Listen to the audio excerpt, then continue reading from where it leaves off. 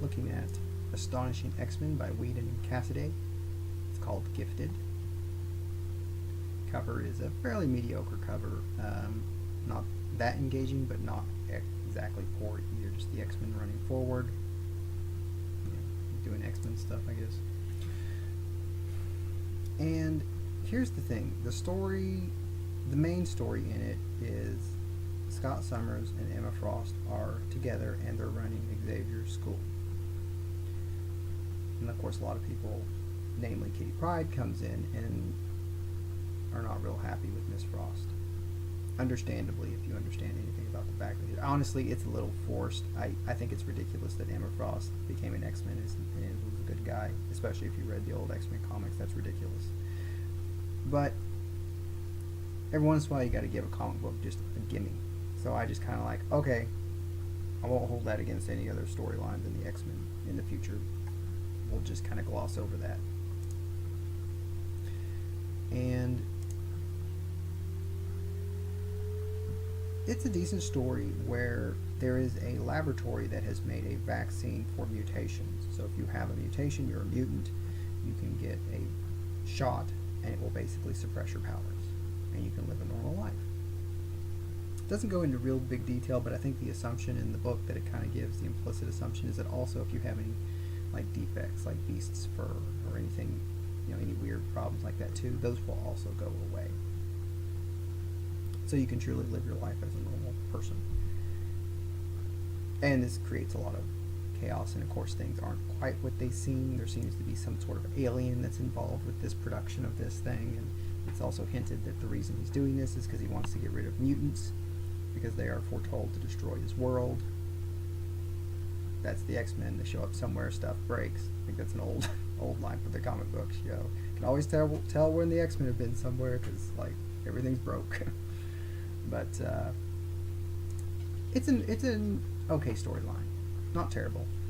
The main problem in it is Whedon every once in a while likes to write cute lines in the book, and because it's been almost a month since I've read this, that's how long it took me to where I actually had time to sit down and record something. I can't remember any of the cute lines, but if you've seen anything like Buffy the Vampire Slayer or any of his other comic books, or even the Avengers movies, and Avengers and Age of Ultron, where people throw out these quippy little one-liner things that don't really fit their character, but if you just look at the scene of itself, it keeps it moving, and it's kind of, that's what he's known for, I think, is writing snappy dialogue.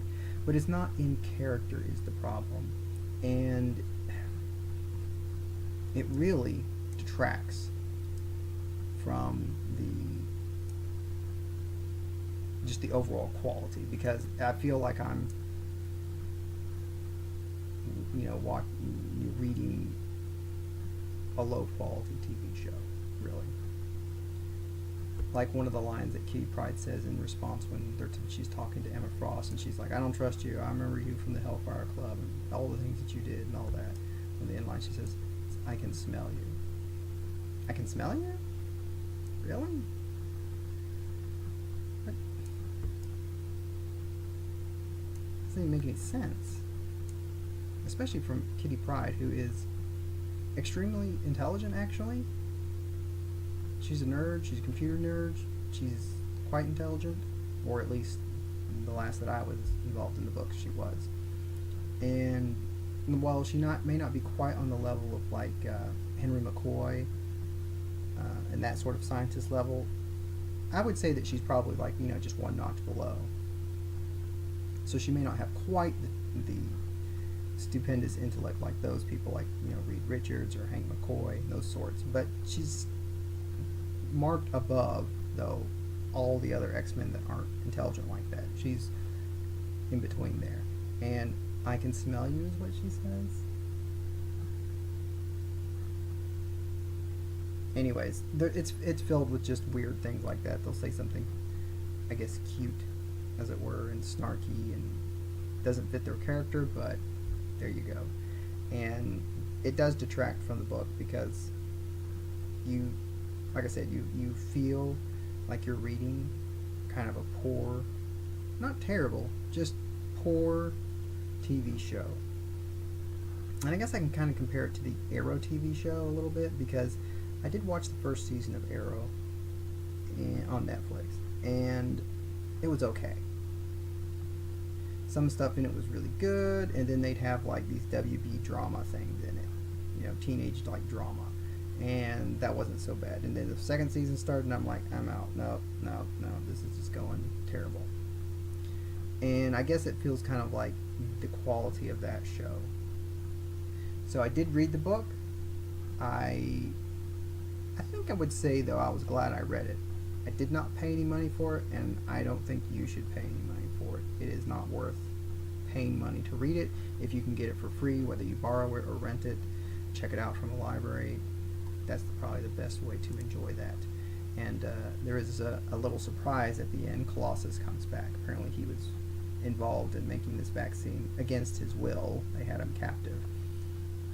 Which was a cool moment when kind of the X-Men there that you know, he was they saw him there. But if I remember correctly, the little spiffy one-liners kind of. Oh yeah, he says something like what he's full of is of rage when he smashes the big bad guy at the end. Of rage, Colossus. Like, I feel it's dumb on several levels. One, because if you're looking at the page, it's the last of the little pictures I took of it. It's clear that he's angry. You don't need to put him saying of rage. The art makes that clear. The artist did do a good job with the chrome body, actually, of Colossus. It can be a little tricky sometimes to pull off, so I've got to give him kudos for that. He doesn't need to say that. That's like teenage, again, angst, which I guess I kind of feel like sometimes that's the quality of Whedon's writing and his dialogue is teen angst. Like, he never got out of that, I guess, because that's, even in Firefly, that's, I just wish it would mature. Like, he actually, I do think he is a good writer, but the problem is he's stuck at this teen angst drama level. It's like, he never matured. He never grew up and became an adult, emotionally. Now, I don't know anything about the guy in his personal life or anything like that, or if that, maybe he just likes writing those kind of stories. Maybe he just finds that kind of immature angst interesting. But when he says of rage, that literally just like, that's so bad. That's so bad. This was pretty cool here, this part, and you kind of just ruined it with Colossus, who is an artist, who is, in some ways, he's probably the nicest of the X-Men. He's actually a very kind person, genuinely. And I think he would just be overjoyed to see his friends more than anything. And this doesn't fit, again, it doesn't really fit with his character very much. Like I said, if you can catch it for free, read it. It's kind of interesting, especially if you don't mind groaning at the bad little one-liners that get thrown out every once in a while. If you have any further questions or comments, please leave them below.